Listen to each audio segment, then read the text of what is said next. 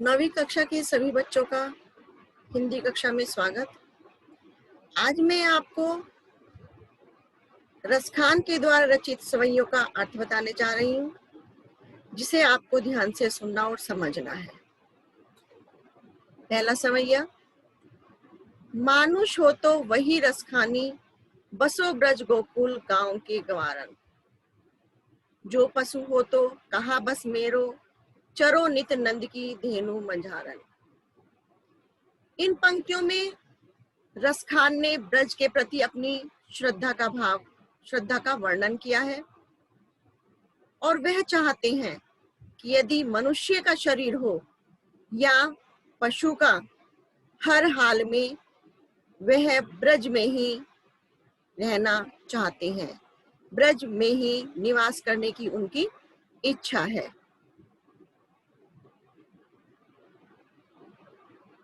पाहन हो तो वही गिरी का, जो कियो हरि छत्र पुरंदर धारण। यदि वह मनुष्य हो तो गोकुल के ग्वालों के रूप में बसना चाहते हैं, यदि पशु हो तो नंद की गायों के साथ चरना चाहते हैं, और पत्थर हो तो उस गोवर्धन पहाड़ का बनना चाहते हैं जिसे श्री कृष्ण ने अपनी उंगली पर उठा लिया था। जो खग हो तो बसेरो करो, मिली कालिंदी कुल कदम की डारन। और यदि वो पक्षी बने तो उन्हें यमुना नदी के किनारे कदम की डाल पर बसेरा करना ही पसंद होगा। या लकुटी अरु कमरिया पर राज तिहु, पुर को तजी डारो। ग्वालों की लाठी और कंबल के लिए तीनों लोकों का राज भी वो त्यागने को तैयार हैं। आठों सिद्धि नवो निधि के सुख नंद की गाय चराई बसेरो। रसखान कवि नंद की गाय को चराने का यदि उनको मौका मिल जाता है तो वह उनके लिए आठों सिद्धि और नवो निधि के सुख को भी भुला देना चाहते हैं। रसखान कबो इन आँखियों सो, ब्रज के वन तड़ाग निहारो।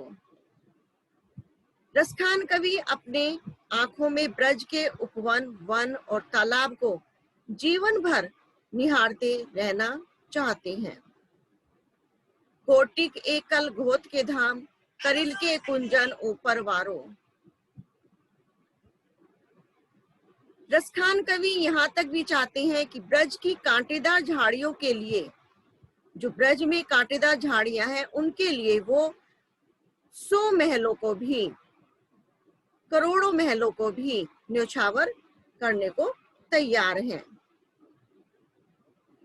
मोर पखा सिर ऊपर राखियो, गुंज की माल गरे पहिरोंगी। ओढ़ी पीतांबर ले लकुटी वन, गोधन ग्वारिन संग फिरोंगी। इन पंक्तियों में रसखान कवि कह रहे हैं कि यहाँ पर गोपियों की कृष्ण के प्रति प्रेम पाने की इच्छा और उनकी कोशिश का वर्णन किया गया है। कृष्ण की गोपियों को इतने अधिक रास आते हैं कि उनके लिए वो स्वांग करने को भी तैयार हैं, अपना रूप बदलने को भी तैयार हैं। मोर पखा सिर ऊपर राखियो, गुंज की माल गरे पहिरोंगी।